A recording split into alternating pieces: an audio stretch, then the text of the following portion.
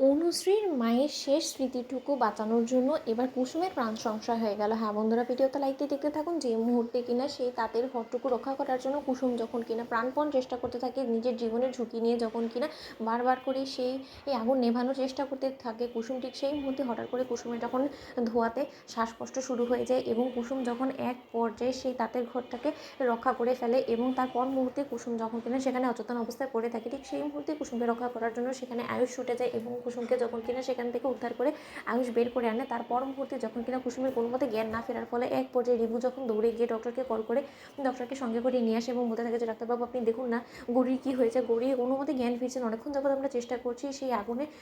ধোঁয়াতে ওর কী এমন হলো বলুন তো, ও কোনো মতে হয়তো শ্বাস নিতে পারছে না, কখন থেকে কেমন যেন একটা করছে। ঠিক সেই মুহূর্তে ডক্টর যখন বলতে থাকে যে আমাকে একটু দেখতে দিন, ঠিক সেই সময় যখন কিনা আয়ুষ বলতে থাকে যে ডক্টর আপনি কি বুঝলেন কুসুমকে দেখে, ঠিক সেই সময় অনুশ্রী বাবা যখন বলতে থাকে যে তুমি কি কুসুম কুসুম লাগিয়ে রেখেছো বলো তো রাজা, ঠিক সেই মুহূর্তে রাজা বলতে থাকে যে না গৌরী আসলে আমি ওকে আদর করে কুসুমটাকে আমি আগেও বলেছি তাই না। ঠিক সেই সময় যখন ডক্টর বলতে থাকে যে দেখুন আপনার স্ত্রী এখন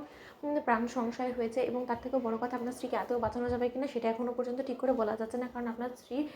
রীতিমতো শ্বাসনালীর ভেতরে এই গ্যাসগুলো ঢুকে পড়েছে এবং এই তাতে যে সমস্ত ধোঁয়াগুলো আছে সেই সমস্ত কিছু পোড়ার ফলে রীতিমতো ওনার ভেতরে ঢুকে এমন এক পর্যায়ে চলে গিয়েছে যাতে করে কিনা সে কোনো মতে শ্বাস নিতে পারছে না এবং তার জন্যই তার গোটা গা এরকম করে কাঁপছে এবং সে শ্বাস নিতে পারছে না বিধেই তার এতটা করুণ অবস্থা। এবং এই মুহূর্তে আমরা শুধুমাত্র ঈশ্বরের কাছে প্রার্থনা করতে পারি এবং আমার কোনো মতো মনে হয় না যাতে ওনাকে বাঁচানো যাবে, আমরা যত চেষ্টাই করি না কেন। ঠিক সেই মুহূর্তে আয়ুষ যখন বলতে থাকে যে না স্বয়ং ঈশ্বর আমার কাছ থেকে আমার স্ত্রীকে কেড়ে নিতে পারবে না, ওকে যে করে হোক না কেন আমি বাঁচাবো, প্রয়োজনে আমি ওকে শহরের বড় হসপিটালে নিয়ে যাবো, সেখানে গিয়ে ওর চিকিৎসা করাবো, কিন্তু যে কোনো মূল্যেই হোক না কেন আমি ওকে বাঁচাবোই। ঠিক সেই মুহূর্তে ডক্টর যখন বলতে থাকে যে আপনি যত বড় হসপিটালে নিয়ে যান না কেন এই মুহূর্তে পেশেন্টকে এখান থেকে সরানোটা যথেষ্ট পরিমাণে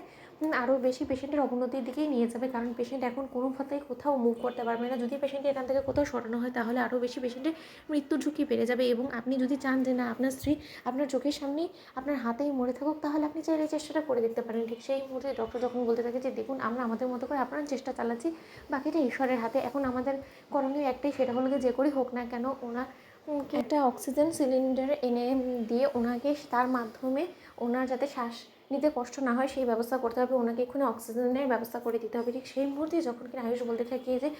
রিভু তুমি আমাকে বলো না কোথায় সিলিন্ডার পাওয়া যেতে পারে অক্সিজেন, যাতে কিনা গৌরীর অক্সিজেন নিতে অসুবিধা না হয়, বলো না তোমাকে আমি যেখান থেকে হোক না কেন আমি সেখান থেকে নিয়ে আসবো। ঠিক সেই মুহূর্তে রিভু যখন বলতে থাকে যে সেই সমস্ত কিছু জায়গা আমার চেনা আছে, চলো বরঞ্চ আমরা সেখানে যাই। ঠিক সেই মুহূর্তে যখন কিনা কুসুমের জন্য সেই অক্সিজেন সিলিন্ডার নিয়ে আয়ুষ ফিরতে থাকে এবং আয়ুষ বলতে থাকে যে হ্যাঁ ঈশ্বর আমি সব ধরনের